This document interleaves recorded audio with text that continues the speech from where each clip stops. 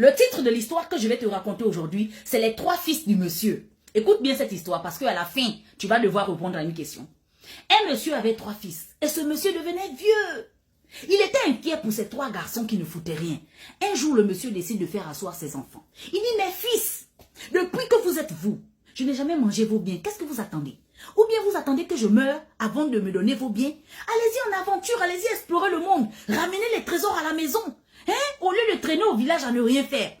Ce jour-là, les 3 fils se sont regardés et disent, mais papa a raison. Qu'est-ce que nous on fait même là? Allons-y en aventure. Ils se sont levés. Quand ils ont marché pour partir, ils sont tombés sur un carrefour. Et sur ce carrefour, il y avait 3 routes. C'est comme ça qu'ils se sont dit, ok, on est 3 et il y a 3 routes.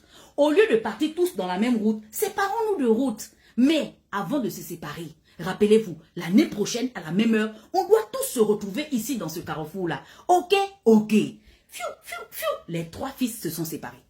L'année qui a suivi, ils se sont tous retrouvés dans le carrefour. Et ils étaient tous contents, mes frères, oh, je suis content et tout et tout. Après, ils ont dit, bon, on est en train de partir à la maison, au village pour aller voir papa. Mais avant d'aller voir papa, montrons-nous les trésors qu'on a ramenés. Toi, tu as ramené quoi? Il y a un qui dit, moi j'ai ramené un miroir. Un miroir. Depuis quand un miroir c'est un trésor? Non, oui. C'est pas n'importe quel miroir, Ça, c'est un miroir magique. Il suffit que tu dises le nom de la personne. Quand tu cites le nom de la personne, pim! Le miroir te montre qu'est-ce que la personne est en train de faire en ce moment. Ah bon? Oui. L'autre dit, moi j'ai ramené une chaussure. Une chaussure. Qu'est-ce qu'on va faire avec la chaussure là?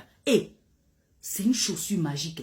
Ça fait voyager les gens. Il suffit que nous tous on met les pieds dans la chaussure là. Boum! Ça va nous amener là où on veut partir. Ah bon? Oui. C'est comme un avion. Oui.